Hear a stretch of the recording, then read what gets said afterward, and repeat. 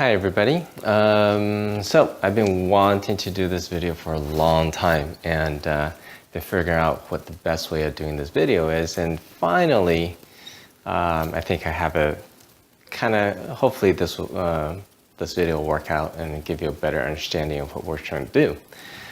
This video, what I'm going to do is kind of really talk about footwork, steps, how we should be placing our feet, how we should be shifting and how we should be turning. Hopefully I'll try to cover everything in as short of a time as possible. And welcome to my home. And I chose to do it inside because outside is really kind of difficult to really show what's going on. And I've got dark floors, and that's why I'm dressed like this. I got my socks and painter's tape. And so hopefully with this, you guys can kind of see better between the ground, what my foot is doing, and along with the lines and what I'm going to do with the masking tape, with the painter's tape.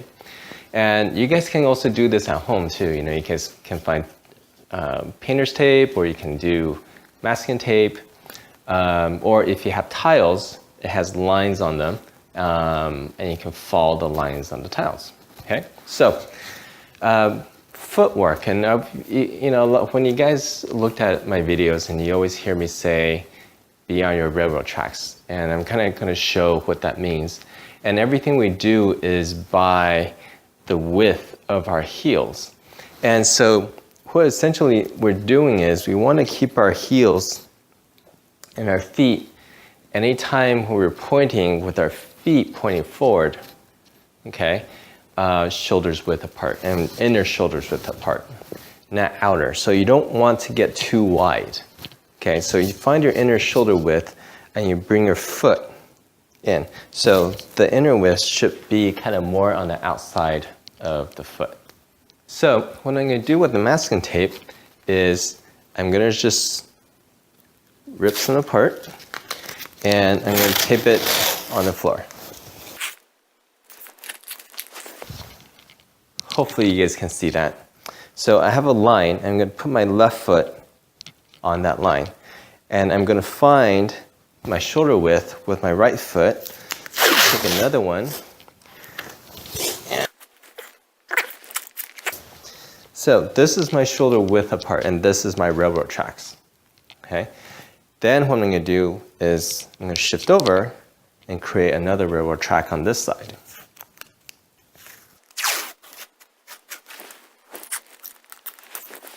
Okay, so now what this does is this kind of gives me a reference to if I was going to turn over on this side or to the right or left, that'll give me a little bit of reference of where my shoulder width should be or my railroad tracks are.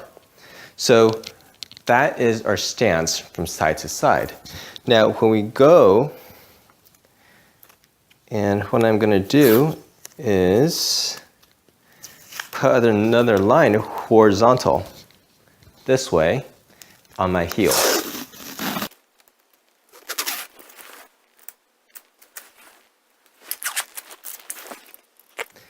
And so what we want to do is when we have it on the heels and when we go forward, we find our toes. We're going to step up just in front of it and maybe just a little bit further up. Okay, and that's where our heel should be. Okay, so as we shift our foot forward, remember my foot is still on my railroad tracks, and step a little bit in front of your toes and just slightly ahead of that. Then what we're going to do is then we always turn our back foot out 45 degrees from this line. So if I step out, between that horizontal is going to be in that direction.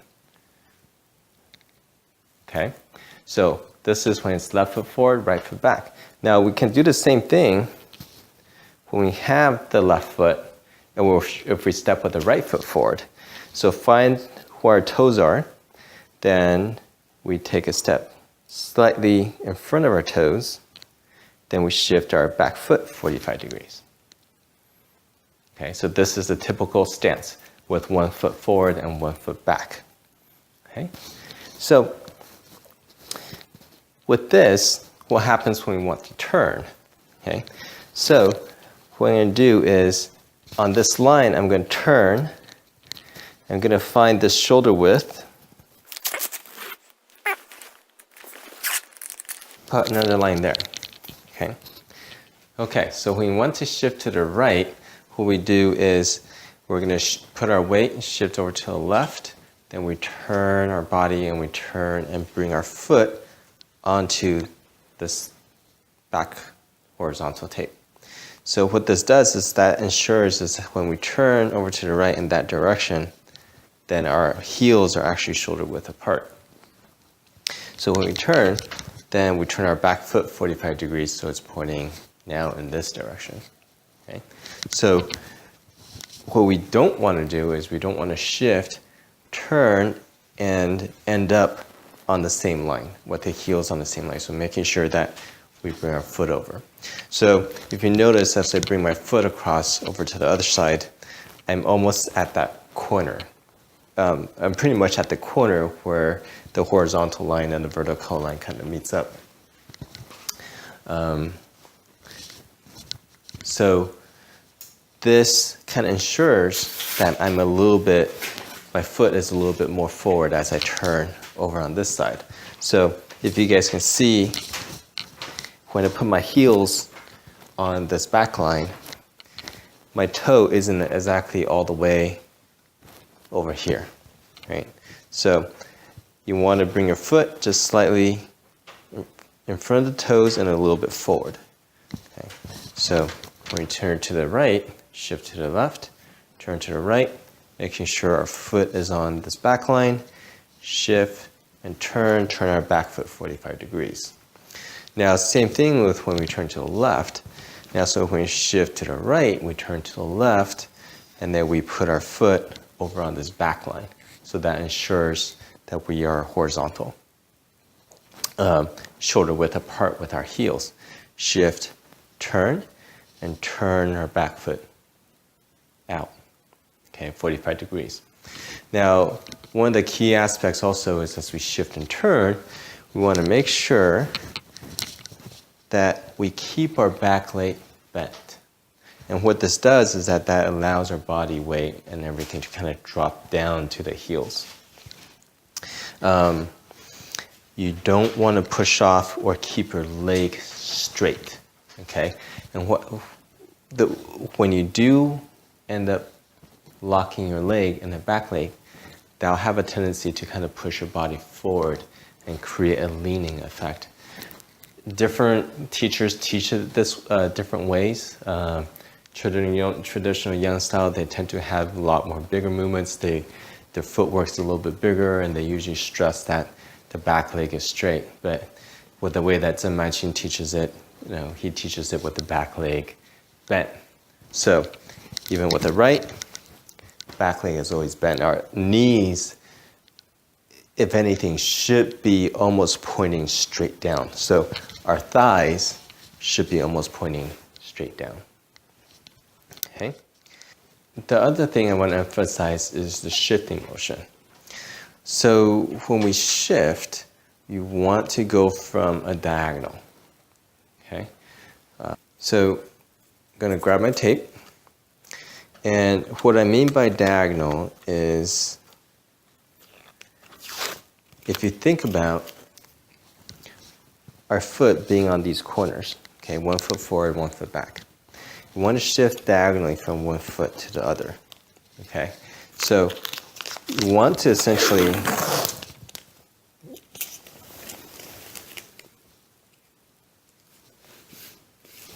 follow that diagonal line. We don't want to go forward and back. Okay? So as we have our right foot forward, left foot back, when we shift, make sure you don't go back this way. That's going to put a lot more pressure on your hips. And when you go forward, don't go forward in this direction. Okay? So what you want to do is follow that diagonal line. So you're shifting diagonally back so you can get your tailbone over your heels. And you're shifting diagonally forward so you can get your tailbone up kind of to the inside of your front foot. Okay? So those are some of the key aspects of kind of just the shifting and shifting stance position.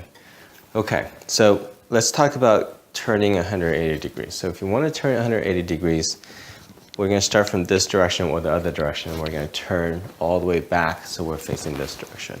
Okay, so what I'm going to do is I'm going to create another line to help demonstrate that a little bit better.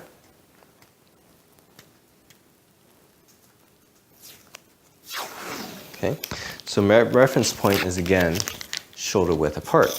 So I put my heels, making sure my heels are shoulder width apart.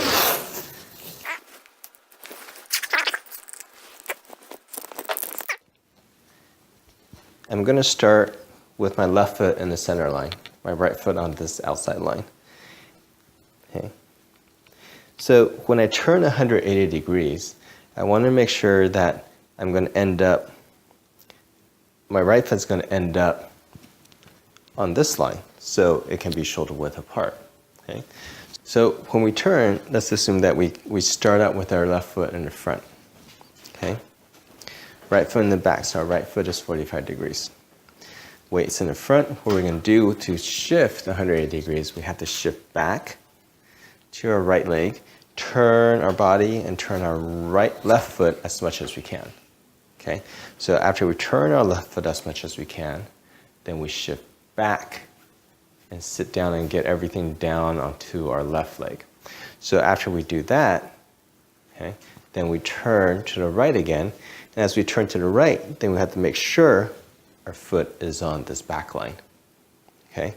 And notice that I'm pretty much at that corner or at the intersection.